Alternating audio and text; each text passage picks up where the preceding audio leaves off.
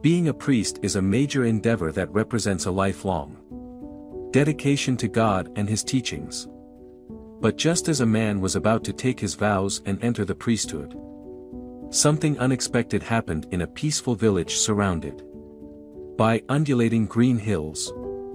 A young man by the name of Daniel, who was well known for his gentle disposition, unwavering commitment to his faith, and kind heart, lived in this tranquil village. Daniel's family's strong Christian beliefs served as inspiration for his childhood dream of becoming a priest. He learned the principles of living a morally pure life from the Bible and from attending church on a regular basis. Under the guidance of the village's beloved priest, Father Thomas, Daniel diligently studied, deepening his resolve to answer his calling. As the years passed, Daniel's connection with God strengthened, and he felt a positive transformation in his life through the teachings he embraced, driven by a desire to share this spiritual fulfillment with his community. Daniel aspired to help others lead better lives. The village community, aware of Daniel's aspirations, wholeheartedly supported him, recognizing his kindness and friendliness. At last, the eagerly anticipated day for Daniel's priestly ordination arrived. Excitement was in the air as the entire village gathered at the quaint stone church decorated with vibrant flowers and ribbons. The solemn procession was about to begin when Dustin, a young child, approached Daniel with his inquisitive gaze fixed on him. Breathlessly, Dustin cried, "Father Daniel, I need you to see this. I saw something strange outside the church." Daniel told the congregation he had to interrupt the ceremony for a moment because he was both intrigued and a little worried.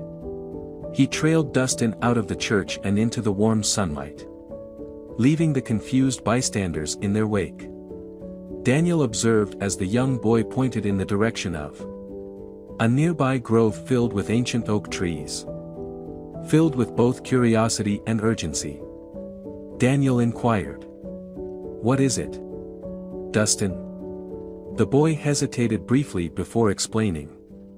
"I saw a wounded bird fall from the sky, Father Daniel. It's trapped in the branches of one of the trees and needs help." Daniel nodded, guided by the Bible's teachings about the value of all life and touched by the boy's compassion, saying, "Lead the way, Dustin."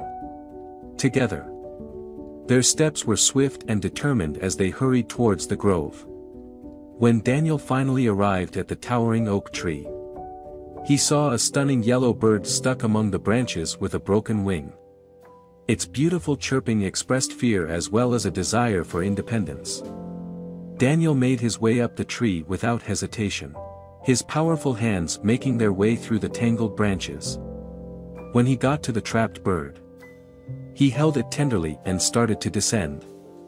At the tree's base, he examined the bird and noticed its broken wing, understanding that it would require extra care for a full recovery. Despite this, Daniel was more than willing to provide the necessary care, emphasizing the biblical teaching that man is the shepherd to all animals, emphasizing their responsibility to care for them. Dustin said, "Father Daniel, you have performed a miracle. You saved the bird." As he gazed at him in amazement, Daniel graciously told Dustin that all he had done was adhere to the Bible's precepts. He was thankful for Dustin's contribution and said that God uses people, sometimes via unplanned deeds of kindness, to bring love and healing into the world. The village congregation, still waiting for them to return, looked on with a mixture of worry and confusion as they made their way back to the church. Concerns were raised regarding Daniel's welfare and if he had changed his mind about becoming a priest. But when they saw Daniel holding the injured bird and strolling hand in hand with Dustin, their faces changed to ones of relief, happiness, and comprehension. Father Thomas approached Daniel with a kind smile while he was nervously waiting at the altar.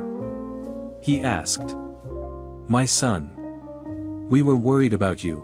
What took place?" As he got ready to tell the congregation about the amazing experience, Daniel inhaled deeply. Father Thomas listened intently as Daniel spoke with unwavering conviction. He recounted being summoned to aid a wounded bird, an experience that underscored the significance of compassion and the beauty inherent in all of creation. In Daniel's belief, it was a moment guided by God. And Father Thomas, displaying wisdom and understanding, nodded in approval, acknowledging the unpredictability of life's path. Father Thomas praised Daniel's profound wisdom and dedication to faith, as well as his compassion for every living being, an admiration that resonated throughout the village congregation, evident in their joyous applause. With the mentor's blessing and the village's support, Daniel embraced his role as a priest, committed not only to serving the church but also to spreading the messages of love, kindness, and compassion to all creatures, great and small. Following the ceremony, Daniel took the injured bird to his home, providing it a makeshift haven in a shoebox with a towel, food, and water. Over the ensuing days, Daniel attended to the bird with meticulous care, viewing the experience as a divine guidepost illustrating his future responsibilities as a priest. These responsibilities, he understood, extended beyond caring for those who shared his faith, encompassing people from all walks of life, regardless of their beliefs. Remarkably, Dustin began visiting Daniel daily to check on the bird's recovery. The young boy diligently assisted in providing nourishment and care for the injured bird, even aiding a local vet in resetting its wing. Dustin also collaborated with Daniel to apply a small cast to the bird, which it wore for several weeks. Initially, his parents were concerned about their son frequently being at the priest's house, but they later realized that there was no better spiritual mentor in town than the newly ordained minister. Eventually, the day arrived for Dustin and Daniel to release the now healed bird back into the wild. Though both felt a tinge of sadness watching it fly away, the bird's melodious song seemed like an expression of gratitude for their assistance. What astonished Daniel the most, however, was Dustin's continued daily visits to his house or the church. In these interactions, Dustin engaged in discussions with the priest about the Bible and its teachings. Recognizing the boy's keen interest in matters of faith, Daniel happily addressed all of Dustin's inquiries to the best of his abilities. It became clear to Daniel that choosing to become a priest was the right path, as he had already made a positive impact on one person's life and was eager to continue doing so for as long as he could.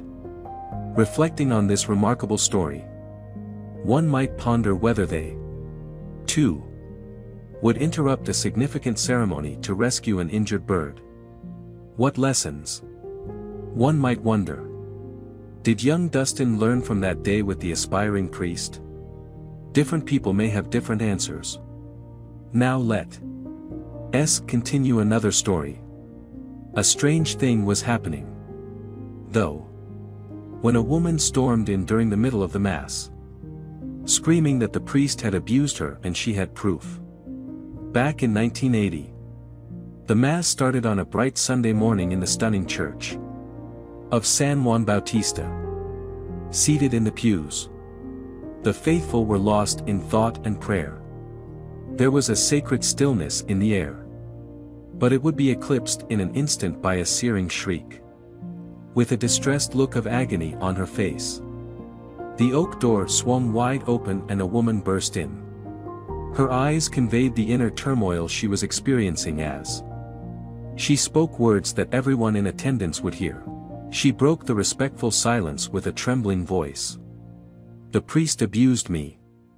The woman was met with looks of shock and disbelief as the murmurs of the congregation filled the space. One of the town's most devoted parishioners. Florencia was the name of the woman. She was well liked, especially for her altruistic and religious qualities. She was the town doctor's wife and was regarded as a model wife. Teodoro, the priest, had just been assigned to the parish and was a newcomer to the community. Since no one had met him yet, they were unable to confirm if he was a devout Christian. No one was able to defend or disparage him. The priest appeared taken aback by the accusation when Florencia stormed into the church and said those horrible words. He searched for the right words to reply. But the impact of the accusations rendered him temporarily mute. The confused and bewildered faithful were split between the necessity of seeking the truth and disbelief. In the midst of an allegation this serious, someone yelled, "What is this woman saying? Is Florencia there? However, how is it possible that she would disrupt Mass and disparage Father Teodoro in such a horrible way?" The priest appears shocked by the seriousness of the accusations. Indeed, he is mute. Which makes sense given the gravity of the accusations leveled against him. It appeared as though everyone in the crowd was searching for the truth amid all of this confusion. While some were keen to learn more, others just wanted to get out of there as soon as possible. The audience was still muttering amid all of this, unsure of what was going on and why everything appeared to be so unclear. The temple was chaotic. Everyone seemed unsure of what was going on. And there was a general air of bewilderment and disorientation. Are you familiar with this? There was a silence in the room as the test of paternity was announced. Florencia, with a torn piece of paper in her quivering hand, was the center of attention. She was having trouble finding the right words. And her breathing was erratic. At last, she lifted the document and presented it to herself. Her husband, the renowned town doctor, who was also present at the Mass at the time, had certified the paternity test. Florencia started to read the results aloud, leaving everyone in the room in disbelief. "As you can see, this test unquestionably proves that I am pregnant. And this pregnancy is the result of abuse I suffered. And he is the culprit." Florencia pointed at the priest, tears streaming down her eyes. The physician and Florencia's husband yelled, "Wretch!" in a fit of rage. "I will put an end to you." He threw himself at the priest. "Please, don't lose your cool. Remember, we are in God's house," the sacristan said, restraining the doctor. The doctor, who had come in with Florencia, walked angrily up to the priest. He clenched his fists, trying to attack the confused priest who had barely had time to back up a few steps when his insults echoed throughout the temple. However, Arcanio, the sacristan, moved quickly and moved in between the two men.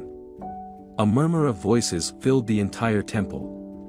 The attention in the room was palpable as Florencia fought to defend her honor and reputation.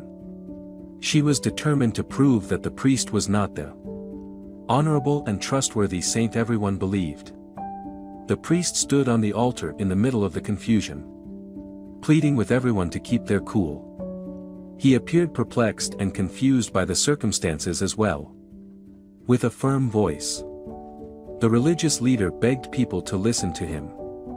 "God made me a man. I hold chaste vows in high regard and have committed myself to celibacy. As a religious leader, it is my duty to lead by example and maintain a moral outlook so that I can keep experiencing a unique relationship with God." The crowd listened in silence, some with expressions of doubt and others trying to understand what was happening. How could someone who had taken vows of chastity and respect be accused of such barbarity? Was what Florencia had just revealed true? Or was it merely a falsehood? No one knew. But the testimony left everyone equally perplexed and afraid. I have a steadfast commitment to religion and faith. He continued in a firm voice. I have committed my life to serving God, my neighbor, and spreading the divine message to everyone in need. How do you think we'll accept you? Unlike Florencia and her husband. You're a newbie. One person in attendance yelled. They are honorable members of our community, known to us for many years. With mistrust in their voice. With closed eyes and hands clasped in prayer. An elderly woman exclaimed. This is the work of the devil. He has come to destroy us and to do us harm. There is a sinister thing going on. Because danger is closer than you may think. Let's pray. At the old woman's words, the crowd shook. And some started to tremble in fear. What was taking place? Was it really the devil's doing? Was all of this a front for something darker? With their eyes closed, the whole congregation muttered prayers as they searched for the fortitude to fend off the alleged evil. There were two groups that formed, those who believed the priest was evil and those who supported him. Some old ladies insisted that everyone should pray and turn from their sins because this was the devil's doing. I was praying by myself in the church a month ago. As night fell, Father Teodoro summoned me to his quarters, which were located behind the main altar. He needed assistance carrying a few wine boxes. He continued to offer me small cups after that. He took advantage of me when I was semi-intoxicated and used my body to gratify his most base desires. Florencia said in a voice that was shaking. On behalf of our Lord Jesus Christ, I certify that this is untrue. How can you think that I am capable of such cruelty? The priest inquired. His eyes sad. It's not true. I would never betray the teachings of our Lord. In his defense, the priest emphasized that he is a man of God who upholds celibacy to the fullest extent possible and that, as such, he is not allowed to have personal relationships with anyone. The congregation shifted in their seats, fearful and expectant, as the priest's voice insisted on his innocence. Reverberated through the silent temple, many people in attendance still had doubts. What if all of this was a front for something more? What if the spiritual leader was concealing a sinister and dark secret? There was a noticeable tension in the air. Like there was a threat lurking in the shadows. They don't trust me. Observe his arm from when I thought he was touching me. After we struggled, I scratched his right arm and ran away. A month later, I was feeling uneasy. Even though I didn't want to tell anyone about what had happened. I asked to get a pregnancy test from my doctor husband. When the results were positive, I made the decision to publicly criticize this man, who is nothing more than a charlatan and is purported to be the Son of God. The cat had scratched his arm while I was playing with him. He reveals the scratches by rolling up his sleeves. Everyone gives him a horrified look. Father Teodoro does indeed have scratches on his right arm. But he also owns a cat. Thus, his claims are verifiable. Even so, in 1980, someone made a call to the authorities. DNA testing was not yet able to establish paternity. Their techniques mostly relied on blood compatibility. Testing along with the observation of inherited traits and physical characteristics. Unfortunately, none of this was reliable. And the tests needed to wait until the baby was born. As a result of the lack of proof, the priest was freed. His word was in opposition to Florencia's. Over the next few days, everything appeared to settle down. The entire town is split. waiting for the birth of the child to perform crude and imprecise tests that reveal who is telling the truth. Florencia or the priest. Some people think the woman is just fabricating everything, and that her husband is the parent of the child she is expecting. After 2 weeks, every parishioner shows up for Mass as usual. When a woman's high-pitched scream broke the sacred sacrament, they were focused on the Eucharist. It's Olga, who appears out of nowhere in the parish and approaches the main altar, leaving everyone stunned. "This man you see here abused me too. This priest is a wolf masquerading as a sheep." Members of the congregation were shocked by what they were hearing and questioned how it could be occurring once more. Others were searching for any hints that would clarify the situation for them. The woman described what had happened to her in a voice that was obviously disturbed, even though it didn't seem like anything was clear or coherent. "The priest asked me to go with him to the garden behind the parish. While I was in the confessional, I was told to assist him in planting a jasmine. That's when this monster unintentionally touched me." The woman was crying uncontrollably by now. Olga's words caused the crowd to become restless, and all of a sudden there was a confused murmur in the temple. The woman's claims stunned everyone to no end. The lights in the temple flickered, adding to the chaos and sending shivers down the spines of those in attendance. An uneasy silence deepened the tension in the temple as a disconcerting murmur swept through the crowd. "I swear I don't understand why you are accusing me of these terrible things. But I can assure you that it's all a big lie," the visibly upset priest uttered. The priest went on, but it seemed that his words were lost in the confusion and mayhem. While some members of the congregation made an effort to listen intently, others just got up to leave in disbelief. "I have faith that neither our Lord God nor anyone else will be able to bring shame to our church or me. I am innocent. So I will hold this position until the very end," he continued in a trembling voice. It was nearly hard to keep thinking he was innocent. It was common knowledge that the priest enjoyed tending to the garden and frequently requested assistance from the congregation. The temple appeared to have descended into complete chaos, and the crowd remained restless. Many yelled obscenities at the priest, and more people began to believe that the parish priest was at fault. Many attempted to impose justice on their own in the midst of all this chaos.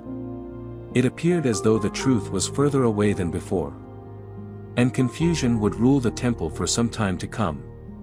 Abruptly, there was a loud voice once more, Father Teodoro's defender, Arcadio, called out. "Enough!"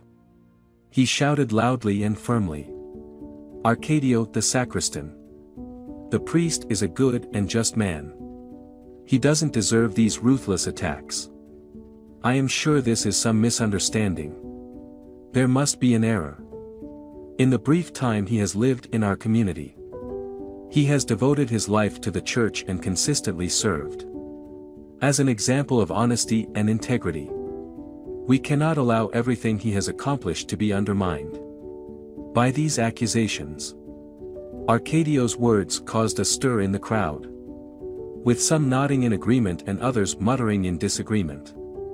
Others, however, remained adamant that this was the devil's doing and an ill omen. Arcadio faced the wrath of the crowd, but he was determined to defend his friend and mentor to the very end for some reason that no one could fathom. He knew deep down that the priest would be cleared of all unjustified charges and that the truth would come to light. After 2 more weeks, the faithful assembled in the temple to hear the Mass.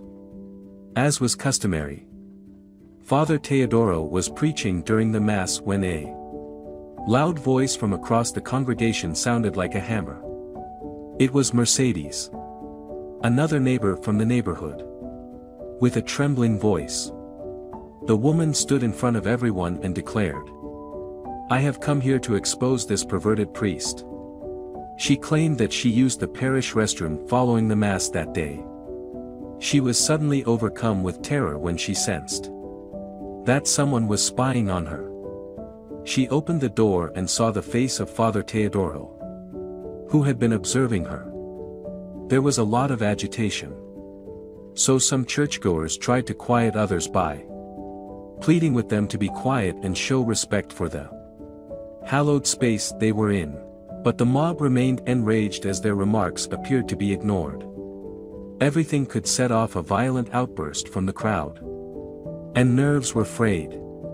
Everyone seemed to be on the edge of a nervous breakdown. And the tension in the room was tangible. With a trembling but firm voice, Father Teodoro declared, "I refuse to continue listening to all this. I haven't done anything wrong. And I don't know what this woman is talking about." Father Teodoro went on to speak, his voice growing stronger and more determined with each word. He spoke of his love for the community and the church, promising never to do anything to hurt them. The throng sensed something was off. Something in his tone and look gave them the impression that there was more going on than what he was saying. The priest had lost their credibility. Exhausted with the state of affairs, the congregation stood up from the pews and left the temple. However, some parishioners persisted in using deplorable language when accusing Father Teodoro. The accusations made the crowd shudder. Some attempted to defend the priest, while others harshly denounced him. A group even more incensed nearly dragged the priest to the police station. But the authorities were powerless without strong evidence. The priest was released once more. The sacristan Arcanio addressed the assembly, saying, "In the short time I have been attending Father Teodoro, I have witnessed his commitment to faith in each of his actions. And his dedication to the church is admirable. His homilies are profound and full of with his wisdom. He has been able to spread a message of love and hope to others. And he is always ready to lend a hand to neighbors in need." The sacristan, who was well liked and respected in the community, spoke. And the congregation fell silent. They considered what Arcanio had mentioned. They felt that the priest was, in fact, a fair and honest man because of something in his voice and the way he looked at them. But suspicion and doubt lingered in the recesses of their hearts. Some questioned whether the priest had been concealing something sinister and dark, or if there was more going on behind all of this. I promised to look into this matter carefully and discover the truth behind everything. While I conduct this investigation, I kindly ask for your trust and patience." With a determined tone, he said, "I pledge to work full-time to ensure that justice is served and peace and tranquility are restored in the community." Thus, the sacristan took some time to carefully consider the circumstances and come up with a plan of action because he was determined to find the truth behind the priest's accusations. Even though Arcanio was aware that this task would not be simple, he was committed to finding the truth, no matter how long it took or how much work it required. His progress was fueled by his dedication to justice and the truth. I have seen firsthand how our community has been profoundly impacted by the grave charges leveled against the priest. Arcanio addressed Florencia, Olga, and Mercedes, saying, "I have decided to call this meeting because it is imperative that we clarify this situation." The three women cast distrustful glances at him, perplexed as to how the sacristan could stand by the priest, who was being accused of inappropriate behavior. There was a noticeable sense of tension in the room, as evidenced by the looks of disapproval and reproach. "I just want to present the facts and establish the priest's guilt or innocence. I don't take sides. We'll settle this dispute in this manner, and our town will once again experience harmony and peace," he said. As the sacristan spoke, The atmosphere grew more tense. The accusing glances and disparaging remarks persisted. But he stuck to his guns, saying he had to find out what was going on in this whole thing. The text appears to have ended here. If there is additional information, kindly supply it. Arcanio persuaded the three women to. With his wisdom, he has been able to spread a message of love and hope to others. And he is always ready to lend a hand to neighbors in need. The sacristan, who was well liked and respected in the community, spoke. And the congregation fell silent. They considered what Arcanio had mentioned. They felt that the priest was, in fact, a fair and honest man because of something in his voice and the way he looked at them. But suspicion and doubt lingered in the recesses of their hearts. Some questioned whether the priest had been concealing something sinister and dark, or if there was more going on behind all of this. I promised to look into this matter carefully and discover the truth behind everything. While I conduct this investigation, I kindly ask for your trust and patience. With a determined tone, he said, I pledge to work full-time to ensure that justice is served, and peace and tranquility are restored in the community. Thus, the sacristan took some time to carefully consider the circumstances and come up with a plan of action because he was determined to find the truth behind the priest's accusations. Even though Arcanio was aware that this task would not be simple, he was committed to finding the truth, no matter how long it took or how much work it required. His progress was fueled by his dedication to justice and the truth. I have seen firsthand how our community has been profoundly impacted by the grave charges leveled against the priest. Arcanio addressed Florencia, Olga, and Mercedes, saying, I have decided to call this meeting because it is imperative that we clarify this situation. The three women cast distrustful glances at him, perplexed as to how the sacristan could stand by the priest who was being accused of inappropriate behavior. There was a noticeable sense of tension in the room, as evidenced by the looks of disapproval and reproach. I just want to present the facts and establish the priest's guilt or innocence. I don't take sides. We'll settle this dispute in this manner, and our town will once again experience harmony and peace, he said. As the sacristan spoke, the atmosphere grew more tense. The accusing glances and disparaging remarks persisted. But he stuck to his guns, saying he had to find out what was going on in this whole thing. The text appears to have ended here. If there is additional information, kindly supply it. Arcanio persuaded the three women to. He instructs them to confess to a priest from a nearby parish and promises to do the same in order to demonstrate his openness and willingness to resolve the matter. Recall that no priest can ever divulge the secrets of confession, he says in a comforting manner. In order for everyone to see the three women's good intentions, they agree. One by one, they go into the confessional on the scheduled day, even though there isn't a mass planned for that afternoon. Arcanio summons the parishioners to the church. The main altar is topped by a small table that has a television and a VHS player, which surprises the congregation as they walk in. The congregation sits expectantly, waiting to see what will happen next. And a murmur of surprise and curiosity fills the air. Everyone finds it strange and perplexing that there is a television on the main altar and wonders why it is there and what it signifies. They wait for someone to clarify the situation, and the tension in the room grows. Arcanio speaks up, and in the interrogative gaze of all present, he says, I have called you here to show you something important. So, keep silent, and let the show begin, said the sacristan in an ironic tone. Some congregation members are rendered speechless.